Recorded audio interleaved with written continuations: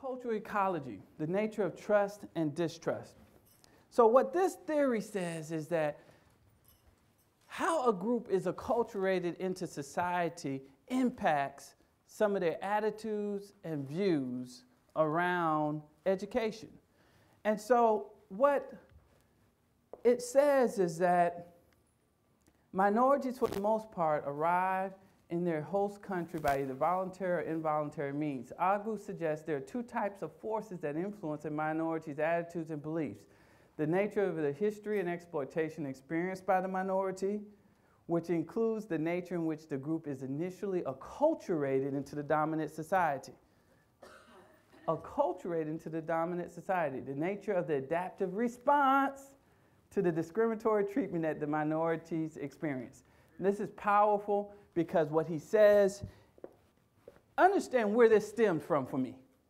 I'm telling you the truth. I had to understand.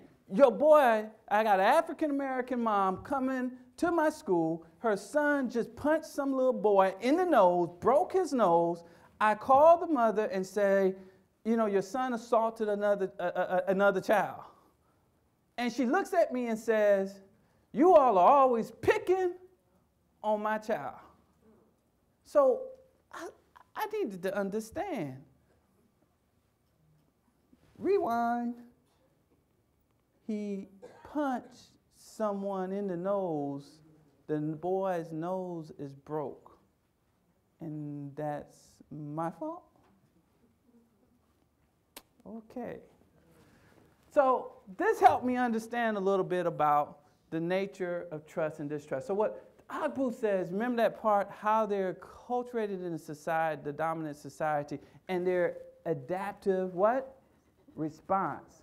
So there are certain groups, because of their historical experience, from, you go all the way Plessy versus Ferguson, Brown versus Board of Education, the view that there was never equality, it was never separate but equal, all of those views.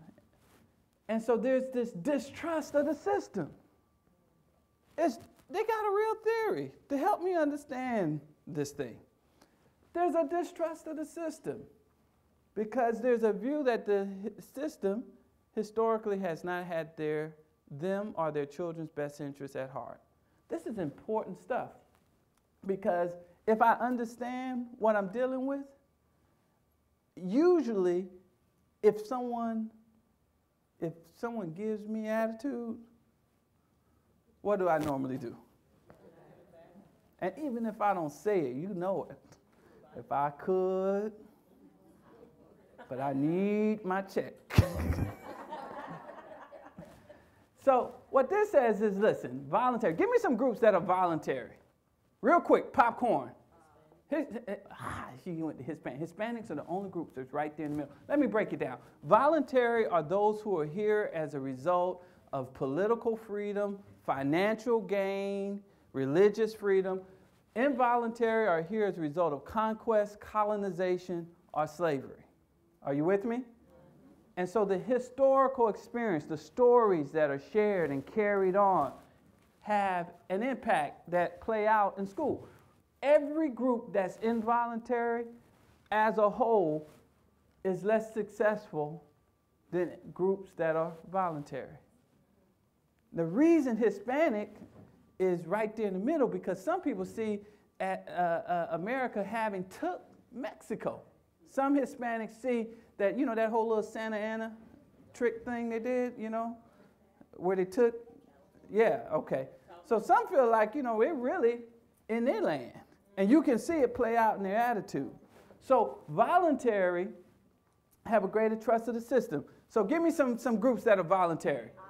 Irish, Asian, all those. Asians are smart. Yeah, Asians are smart.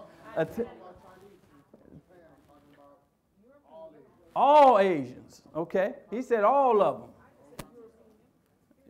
Okay, she just lumped everybody the same. All European American. Okay, what else? What about Nigerians? What are they voluntary or involuntary? Do you guys like I do my first grader, my daughter? Are you sure? Are you 100% sure? a Nigerian, are you telling me a Nigerian is not an involuntary immigrant? Huh? Are you sure that you show? All right, you're right. All right, all right. So listen here. So greater trust of the system. This group has a distrust of the system. And this plays out. When I was a principal, I had a coach that made a kid do push-ups on a day it was 100 degrees outside in Houston. So I'm walking down the hall, and I see the little boy, and I said, son, what happened to your hands? He says to me, I spent the night in the hospital. My hands are all blistered up. I mean, he's looking like a mummy. And so when I said to him, first of all, I'm thinking, oh, the soup hadn't called me, the mom and dad hadn't called me. This is it. Let me go and call TRS, see how many years I got. and so I get on the phone, I call the mother, father answers the phone. I tell him I'm disciplined, I'm dealing with the issue, I'm meeting with the coach. I'm so sorry to hear about what happened. You know what he says to me? Are you ready for this? We know that you have our child's best interests at heart. Little Chinese father said that to me. Spent the night in the hospital, hands blistered up because some coach had him doing push-ups. All I'm going to say, had that been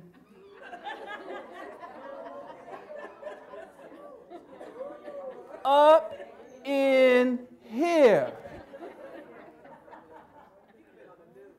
Channel 2, Fox, they would have raised Marvin Zindler from the dead.